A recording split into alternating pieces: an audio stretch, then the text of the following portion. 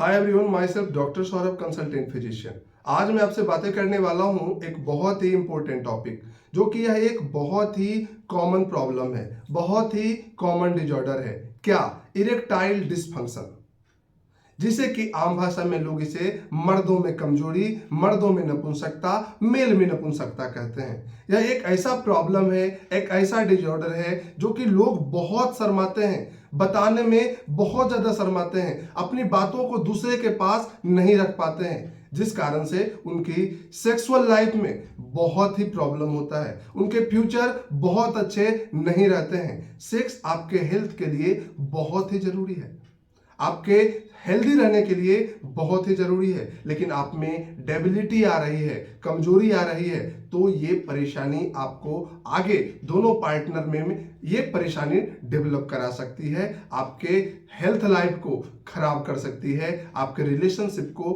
खराब कर सकती है। आज हम लोग पूरी वीडियो में बने रहेंगे और जानेंगे ये इरेक्टाइल डिसफंक्शंस क्या हैं, क्या काउज हैं, इसमें क्या लक्षण मिलेंगे, तो आप समझ पाएंगे कि यह इरेक्टाइल डिसफंक्शन का प्रॉब्लम हो रहा है। और इसके बेहतरीन ट्रीटमेंट के बारे में बातें करूंगा, जो कि बिल्कुल कुछ मैनेजमेंट, कुछ मेडिसिन से ये इरेक्टाइल डिसफंक्शन का प्रॉब्लम ठीक हो जाता है।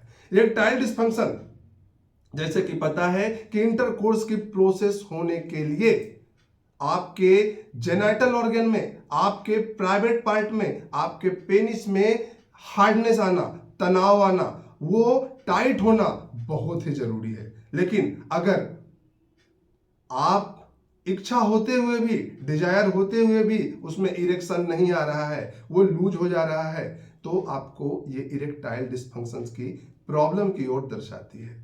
ये 3 प्रकार से इसके सिम्टम रिप्रेजेंट होते हैं। क्या?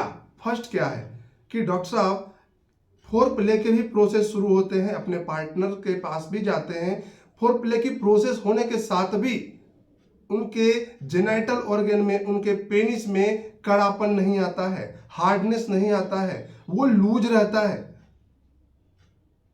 तो फर्स्ट कंडीशन में ये होता है कि अपने पार्टनर के पास तो जाते हैं, फोर प्ले के भी प्रोसेस होते हैं, लेकिन उसमें इरेक्शन नहीं आता है, हार्डनेस नहीं आता है, करापन नहीं आता है। दूसरा कंडीशन जो देखा जाता है, इरेक्शन होता है, लेकिन जब इंसर्शन के लिए जाते हैं, जब फीमेल के प्राइवेट पार्ट में इंसर्ट के लिए जाते हैं, तो जैसे ही इंसर्शन की प्रोसेस स्टार्ट होती है वो लूज पड़ जाता है, उसके हार्डनेस बिल्कुल खत्म हो जाते हैं।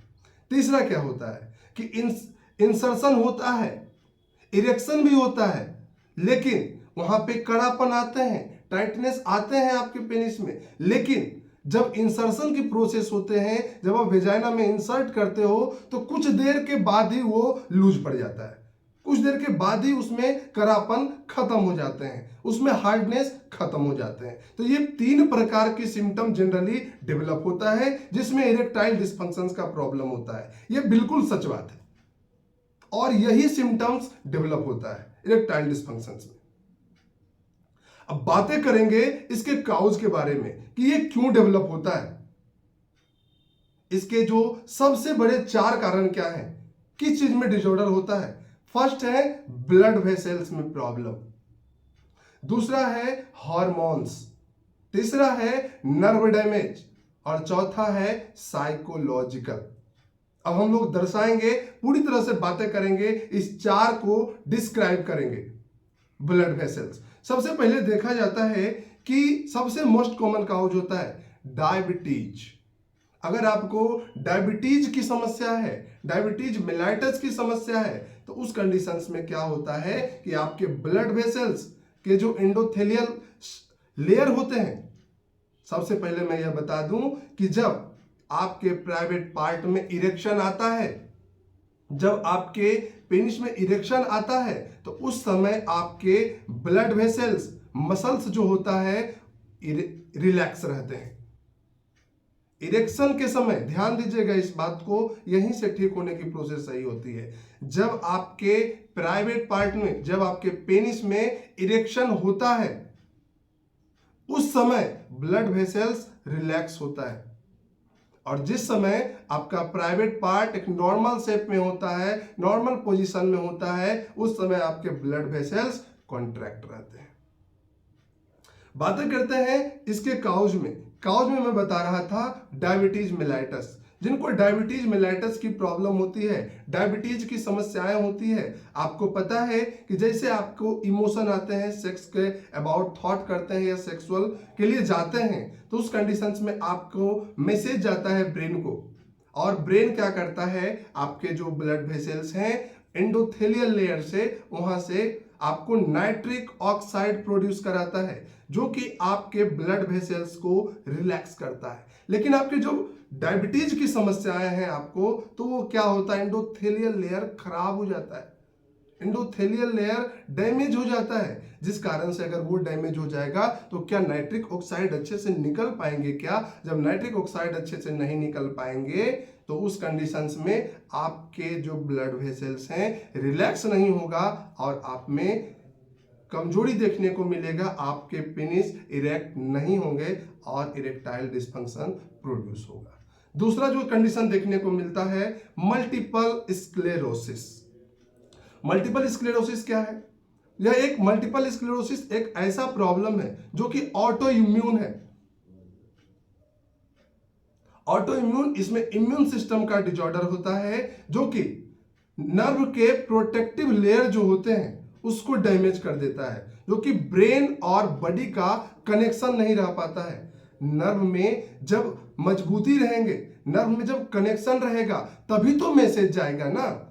लेकिन किसी कारण से जब उसी में प्रॉब्लम आ जाएगा, जब नर्व के प्रोटेक्टिव लेयर के ही डिसऑर्डर हो जाएंगे, इम्यून सिस्टम उसी को खराब कर देगा, तो क्या कनेक्ट हो पाएगा? क्या कनेक्शन हो पाएगा? क्या जब कनेक्शन नहीं होंगे तो आपको यहां इरेक्टाइल डिस्फंक्शन के डिसऑर्डर होंगे। तीसरा कंडीशन जो देखा जाता है ओबेसिटी। अगर आपको ओबेसिटी है, अगर आप बहुत ज्यादा मोटे हैं, थुलथुले हैं, तो उस कंडीशंस में आपको इरेक्टाइल डिस्फंक्शंस के प्रॉब्लम देखने को मिलते हैं। नेक्स्ट कंडीशन जो होता है हाई कोलेस्ट्रॉल। अगर आपके बॉडी में कोलेस्ट्रॉल की मात्रा ज्यादा बढ़ा हुआ है, आपको पता है ना कि जब आपको कोलेस्ट्रॉल बढ़ते हैं तो आपके ब्लड वेसल्स में वो डिपॉजिट होते हैं।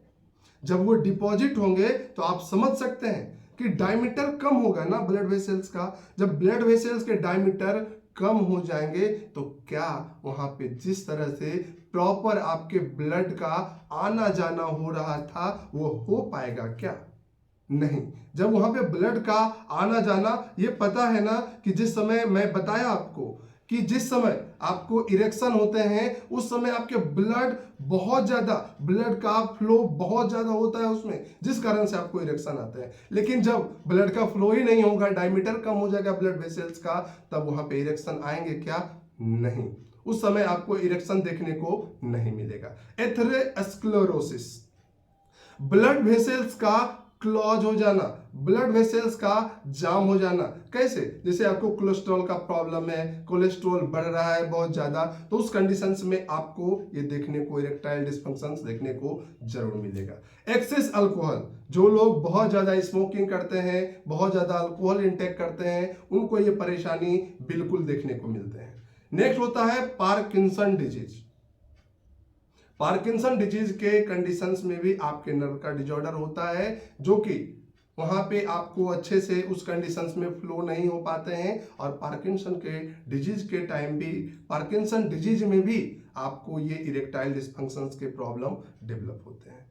ये है आपके फिजिकल। अब हम लोग बातें करेंगे साइकोलॉजिकल के बारे में। इससे पहले मैं हार्मोन्स के बारे में बता दूं।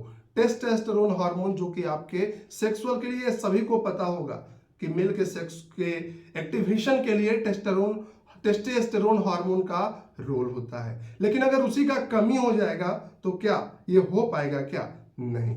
नेक्स्ट कंडीशन होता है इंजुरी। अगर आपके प्राइवेट पार्ट में किसी भी प्रकार का इंजुरी हो गया हो, या सर्जरी के कंडीशन में, सर्जरी जब हो रहा था तो कोई नर्व का वहां पे कट हो गया गलती से, या फिर कोई नर्व का डिसऑर्डर हो गया, क्लॉज हो गया, तो उस कंडीशंस में भी आपको ये प्रॉब्लम देखने को मिलता है।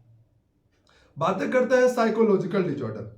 साइकोलॉजिकल डिसऑर्डर क्या होता है? बहुत सारे लोगों के मन में होता है कि जाएंगे, हमसे हो पाएगा, नहीं हो पाएगा, बहुत ज़्यादा स्ट्रेस ले लेते हैं, चिंता ले लेते हैं, उस वजह से उनको इरेक्शन नहीं आता है। बहुत सारे लोगों में प्रॉब्लम होता है कि बहुत ज़्यादा एंजाइटी है, स्ट्रेस है, इरिटेबिलिटी है, चिड़चिड़ापन है, तो उस कंडीशंस में भी आपको वो साइकोलॉजिकल प्रॉब्लम होता है जिससे कि आप थॉट नहीं कर पाते हैं। कुछ लोगों ये थॉट ही नहीं कर पाते हैं, उस जगह जाते हैं क्योंकि थॉट से ही तो आगे की बात बनेगी।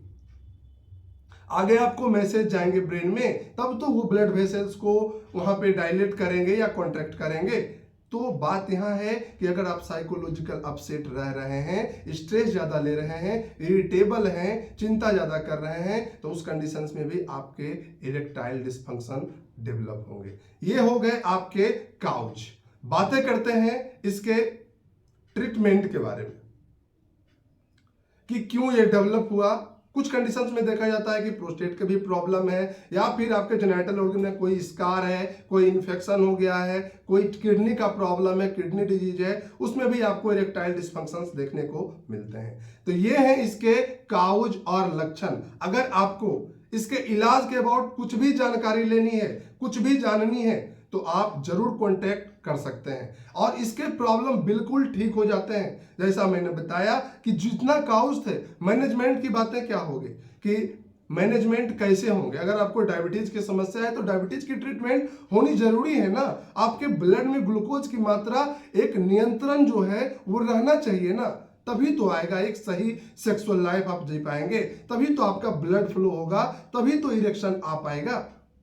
आप अच्छे भोजन करें, डाइट अच्छे लें, कोलेस्ट्रॉल वाले जो बहुत ज़्यादा फूड्स हैं उसको यूज ना करें। आप हरी सब्जियां लें, हरे पत्तेदार सब्जियां लें, फ्रूट्स खाएं, फल खाएं, फाइबर डाइट खाएं, जिससे कि आपके इरेक्शन का प्रॉब्लम सही रहेगा।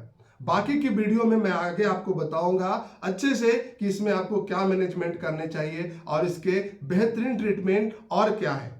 अगर आपको ट्रीटमेंट के अबाउट कुछ भी जानकारी लेनी है तो आप कांटेक्ट कर सकते हैं। इसमें व्हाट्सएप नंबर लगाए गए हैं, कांटेक्ट आप उससे कर सकते हैं। आशा करता हूं इरेक्टाइल डिस्फंक्शंस के अबाउट आप अच्छे से समझे होंगे। देन इस वीडियो को लाइक, सब्सक्राइब एंड शेयर करना ना भूलें। थैंक्स।